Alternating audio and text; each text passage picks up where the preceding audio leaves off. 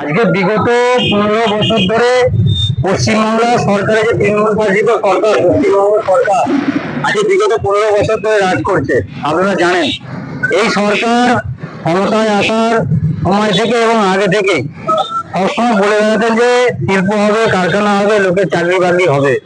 কিন্তু আজকে বিগত 15 বছর পর দেখা গেল কি মাননীয় মুখ্যমন্ত্রী ঢপবাজি, চিটিংবাজি কথাবার্তা। 15 বছরে তো কোনো শিল্প এলোই না, চাকরি বাকরি হলোই না। 26,000 স্কুল শিক্ষকের চাকরি চলে গেল। তাতে জড়িত তৃণমূল কংগ্রেসের প্রতিটা ছোট থেকে মাঝারি থেকে বড় সমস্ত নেতারা। তাই আজকে আমরা ভারতীয় জনতা পার্টির তরফ থেকে শ্রীরামপুর সাংগঠনিক জেলার চণ্ডীতলা মন্ডল একের তরফ থেকে আজকে আমরা চাকরি চাই দিয়ে একটা ক্যাম্পেনিং করছি জঙ্গলপাড়া বাজারে। আমরা মাননীয়ার কাছে এই চিঠি পৌঁছে দেবো। মানুষের বার্তা, মানুষ আসছেন, ছাত্রছাত্রীরা আসছেন যে তাদের ভাতা নয় চাকরি চাই। তাই তারা এখানে আমাদের কাছে স্বাক্ষর করছেন এবং আমরা তাদের সেই স্বাক্ষর মাননীয়ার হাতে আমরা কিছুদিনের মধ্যেই পৌঁছে দেবো।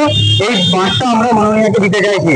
এবং বিগত 15 বছর ধরে এই চণ্ডীতলার বিধায়িকা মাননীয় সাথী খন্দকার, আপনারা জানেন যে এই এলাকার কোনো কলেজ নেই, 15 বছর ধরে কোনো কলেজ নেই। উচ্চ মাধ্যমিক পাস করে তারা কোথায় যাবেন? জানকীপাড়া বিধানসভায় চলে যাবেন, উত্তরপাড়ায় চলে যাবেন, কিন্তু চণ্ডীতলা বিধানসভায় কোনো কলেজ নেই। আজকে জঙ্গলপাড়া কৃষ্ণরামপুর দেশের হাই স্কুলে যে প্রধান শিক্ষক আছেন তিনিও ভারপ্রাপ্ত।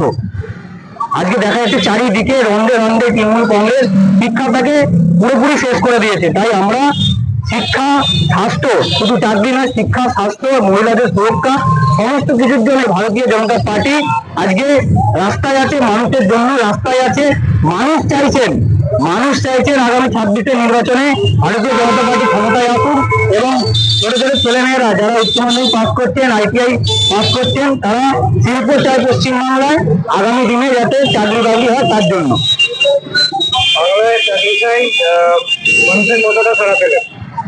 ভালো ধরনের সারা আছে। আমরা সকাল থেকে আজকে ক্যাম্পেনিং করছি। তো দেখা যাচ্ছে মানুষের বার্তা, মানুষ যে বলছেন আজকে চাকরি চাই, ভাতার রাজনীতি ছেড়ে চাকরি চাই বাংলা। মানুষ বলেই যাচ্ছেন যে আমাদের ভাতা চাই না, আমাদের চাকরি চাই, কৃষির উন্নতি চাই এবং চাকরি চাই। তাই শিল্প কারখানা এখানে চণ্ডীতলা বিধানসভায় করতেই হবে, এই আশ্বাস আমরা ভারতীয় জনতা পার্টির তরফ থেকে দিচ্ছি।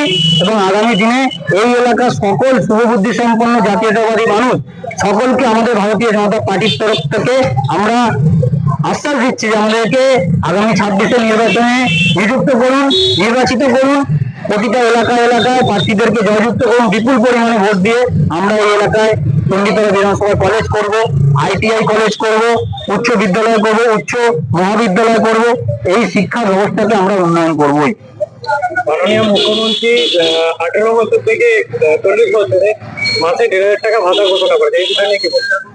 দেখুন, এগুলো তো পুরোপুরি একটা ঢপবাজি। কারণ উনি আর সরকারে আসছেনই না, তো এসব নাটকবাজি করে কোনো লাভ নেই। কারণ উনি 2011 সালের পরে এসে উনি বলেছিলেন যে যুব সাথী প্রকল্প হবে। তো যুব সাথী প্রকল্প 1-2 মাস দিয়ে উনি বন্ধ করে দিয়েছিলেন। আবার এখন ভোট আসছে, যারা যুব সাথী আশা নিয়ে আসছে তাদেরকে আপনারা কিছুদিন আগে গতকালই দেখতে পেলেন তৃণমূলের এক নেতা, তারা কি বলছেন যে 1,500 টাকা দিয়ে যুবকদেরকে পান গুটকা খাওয়ার জন্য দেওয়া হচ্ছে। এইটাকে হাতিয়ার করে তোমরা কর্মীদেরকে, তৃণমূলের কর্মীদেরকে বোঝানো চলছে। লজ্জা লাগা দরকার, মাননীয় মুখ্যমন্ত্রীর লজ্জা লাগা দরকার যে বাংলার আজকে যুব সমাজকে তারা নেশাযুক্ত করে দিতে চাইছেন এই 1,500 টাকা দিয়ে। তাই আমরা ভারতীয় জনতা পার্টির তরফ থেকে এই মাননীয় মুখ্যমন্ত্রী তৃণমূল কংগ্রেসের প্রতিটা নেতাকে তীব্র ধিক্কার জানাচ্ছি। আপনার নাম?